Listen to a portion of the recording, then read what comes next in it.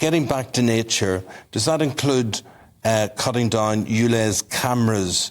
And here's a story of a Ulez protester dressed up as the Grinch, rather oddly. I mean, I find the whole Ulez thing just genuinely quite odd. I mean, what Sadiq has done by bringing this in is save people's lives and save kids' lives and save people from asthma. And that is, unreservedly a good thing. So quite why some people in society, but particularly the Conservative Party, have leaped on this as, inhibiting people's rights. Very, very few people have to pay the charge. There is some help put in to help people, buy a new vehicle. Not enough, but actually it's the government's responsibility rather than Sadiq Khan's responsibility. And the government put a lot of money into a scrappage scheme in Birmingham when a similar scheme was put in place by a Conservative mayor.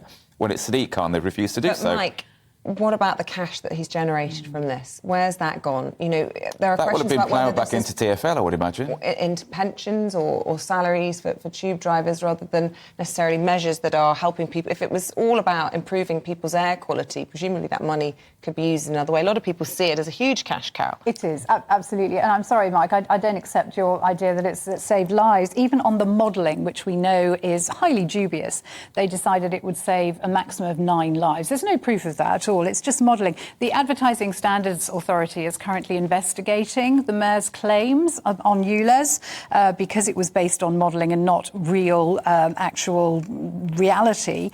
You might remember that Imperial College was asked to do some research into whether or not it would save lives, and they said that the impact would be insignificant. But then suddenly they seem to have some money made out of this research. Well, it's significant if it's your child, and put under pressure, and suddenly it's now dramatically reducing air pollution. I think it's nonsense, really.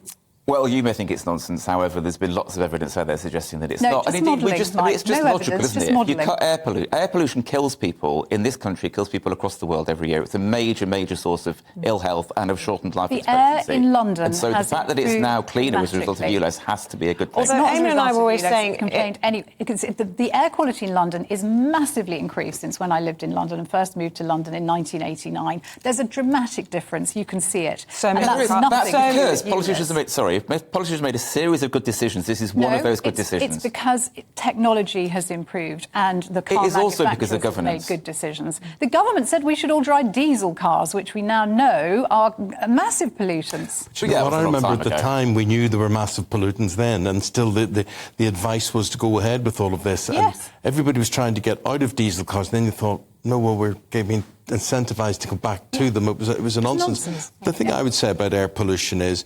the London Authority, if they're so worried about air pollution, why do they grant planning permission incessantly along the main arteries and at main junctions, horrendous junctions, and they're packed with apartment blocks and whatever.